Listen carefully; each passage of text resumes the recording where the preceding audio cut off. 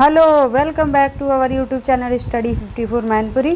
Dear friends, देखिए previous video में मैंने आपको रीजनिंग पढ़ाया था, बट आज मैं आपके लिए स्टार्ट करने जा रही हूँ इलेक्ट्रीशियन TG2 का जो सिलेबस है हमारा, उससे रिलेटेड आपके जो फर्स्ट यूनिट है यानी कि फर्स्ट चैप्टर है आपका। फर्स्ट चैप्टर क्या है dear friends? Units and symbols यानी कि बेसिक इलेक्ट्रिसिटी के बारे में आपका फर्स्ट चैप्टर है बेसिक इलेक्ट्रिसिटी। और बेसिक इलेक्ट्रिसिटी में मैं आपको आज क्या पढ़ाऊंगी? यूनिट्स एंड सिंबल्स के बारे में पढ़ाने वाली हूँ। ठीक है, देखिए प्रीफिक्स भी आपको मिलेंगे।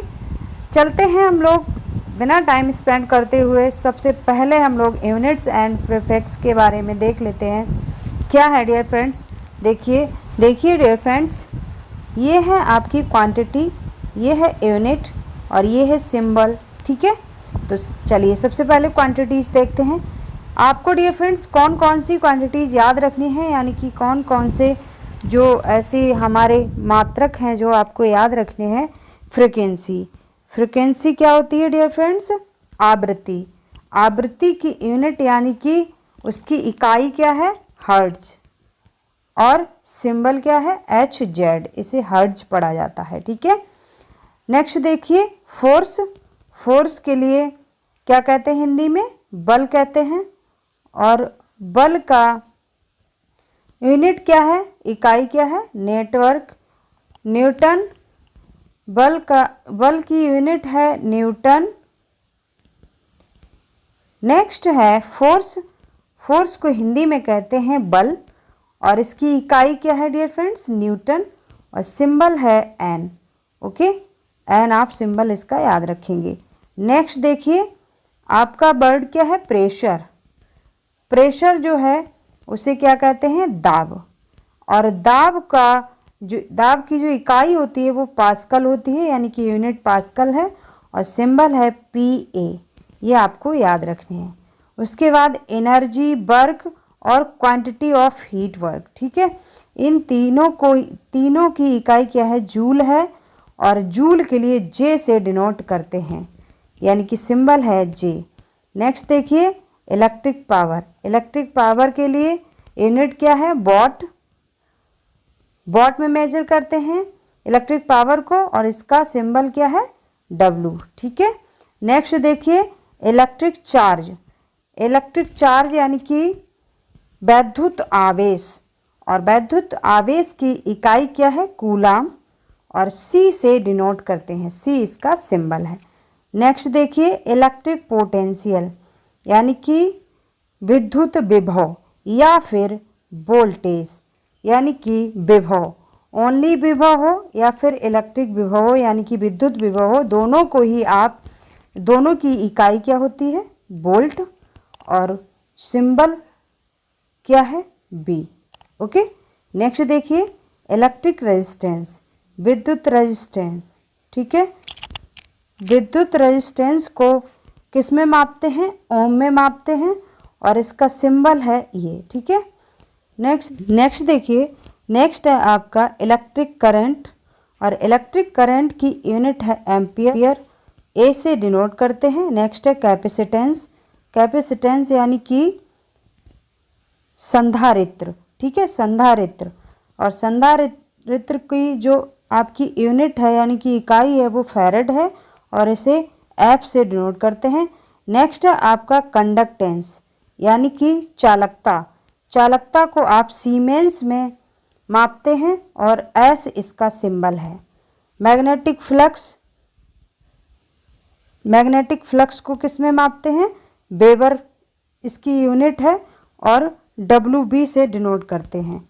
ठीक है, यहाँ तक डियर फ्रेंड्स कंप्लीट होता है। नेक्स्ट देख लीजिए यहाँ पर क्वांटिटीज़ है, ये यूनिट है, ये सिंबल है। इसमें आपको याद रखनी है, देखिए lumens, luminous flux, illuminations, solid angle, plane angle and volume, density, area. ठीक है, ये इतनी जो क्वांटिटीज़ हैं इनकी आपको यूनिट एंड सिंबल याद रखने हैं। अब देखिए सबसे पहले ल्यूमिनस फ्लक्स को पढ़ लेते हैं और ल्यूमिनस इंटेंसिटी को भी याद रखना है। ल्यूमिनस इंटेंसिटी की यूनिट है कैंडेला, यानी कि इकाई कैंडेला है, और ल्यूमिनस फ्लक्स की यूनिट क्या है, ल्यूमेन है। इन दोनों में ही कन्फ्यूजन हो जाता है, इसे आपको याद रखना है। सिंबल देखिए, ल्यूमिनस इंटेंसिटी को यानी कि कैंडेला को CD से डिनोट करते हैं और ल्यूमेन को LM से डिनोट करते हैं। नेक्स्ट देखिए, ल्यूमिनेंस को लक्स में मापते हैं और LX इसकी सिंबल है। नेक्स्ट देखिए, सॉलिड एंगल ठोस कोण के लिए किस में मापते हैं, स्टेरेडियन में मापते हैं, और ST इसकी क्या है, SR इसका सिंबल है।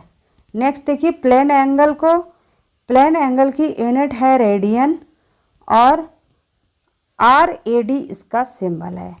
नेक्स्ट देखिए, वॉल्यूम, वॉल्यूम को क्यूबिक मीटर में मापते हैं और m³ इसका सिंबल है। इसी तरह से डेंसिटी को किलोग्राम पर क्यूबिक मीटर में मापते हैं। ये देखिए किलोग्राम पर मीटर क्यूब लिखा हुआ है। नेक्स्ट एरिया है, एरिया को स्क्वायर मीटर में मापते हैं और ये स्क्वायर मीटर यहाँ पर लिखा है। ठीक है, तो देखिए आपके ये सिंबल और यूनिट्स कंप्लीट होते हैं। कुछ और बचते हैं डियर फ्रेंड्स, नेक्स्ट देख लेते हैं। थोड़े से और सिंबल हैं हमारे इम्पोर्टेंट, वो क्या हैं देखिए, आपको याद रखने हैं कौन कौन से, इंडक्टेंस एंड इधर मास और time and length. Okay, length के लिए मीटर और मीटर को m से करते हैं, मास के लिए किलोग्राम, किलोग्राम को kg से करते हैं डिनोट, एंड टाइम, टाइम को सेकंड में मापते हैं और SEC इसका क्या है, सिंबल है सेकंड। ठीक है, S, ओके, सेकंड का सिंबल S है। इसका आप स्क्रीनशॉट ले सकते हैं और आप अच्छे से इसे रिवाइज करिए। ओके, कुछ यूनिट्स आपकी इसमें भी हैं जो आपके लिए बहुत ही ज़्यादा इम्पॉर्टेंट है। यहाँ पर जितनी भी यूनिट्स हैं डियर फ्रेंड्स, ये सारी ही आपको याद रखनी है। एरिया, एरिया की इक्वेशन क्या होती है, इसे A से डिनोट करते हैं और L स्क्वायर इसका क्या है, सिंबल है। ठीक है, यूनिट है इसकी, मात्रक है। ठीक है, L स्क्वायर। उसके बाद वॉल्यूम को देखिए, वॉल्यूम को B से डिनोट करते हैं और L⁻3 यहाँ पर लिखा है, L⁻3 इसकी क्या है, यूनिट है। इसके बाद डेंसिटी रो से डिनोट की जाती है, m/v यानी मीटर पर वोल्ट इसकी क्या है, यूनिट है। इसी तरह से वेलोसिटी, मोमेंटम, यहाँ पर आपको फोर्स याद रखना है, और एनर्जी, पावर, फ्रीक्वेंसी बता दिया। चार्ज देखिए, चार्ज की जो, चार्ज को हम कूलॉम में मापते हैं और इसका सिंबल है C। ठीक है, चार्ज के लिए फॉर्मूला क्या होता है, Q = I/T, करंट इंटू क्या होता है, टाइम। तो इसी तरह से इसमें भी कुछ इम्पोर्टेंट हमारे सिंबल्स हैं, यूनिट्स हैं, उन्हें आप याद रखना। और चलिए चलते हैं, इसका स्क्रीनशॉट ले लीजिए आप। स्क्रीनशॉट लेने के बाद नेक्स्ट चलते हैं। नेक्स्ट देखिए, प्रीफिक्स के बारे में पढ़ लेते हैं। प्रीफिक्स आपके क्या क्या हैं देखिए, SI प्रीफिक्सेस आपके हैं ये कुछ इम्पोर्टेंट। फैक्टर है 10⁻1, 10⁻1 को क्या लिखते हैं, डेका लिखते हैं और सिंबल है DA। ओके, इसी तरह से 10⁻2 को हेक्टो लिखते हैं और सिंबल है H। इसी तरह से 10⁻3 को किलो लिखते हैं, सिंबल है K। यहाँ पर 10⁻4 लिखा हुआ है, यहाँ पर 10⁻6 लिखा हुआ है और 10⁻6 को मेगा लिखते हैं और M से डिनोट करते हैं।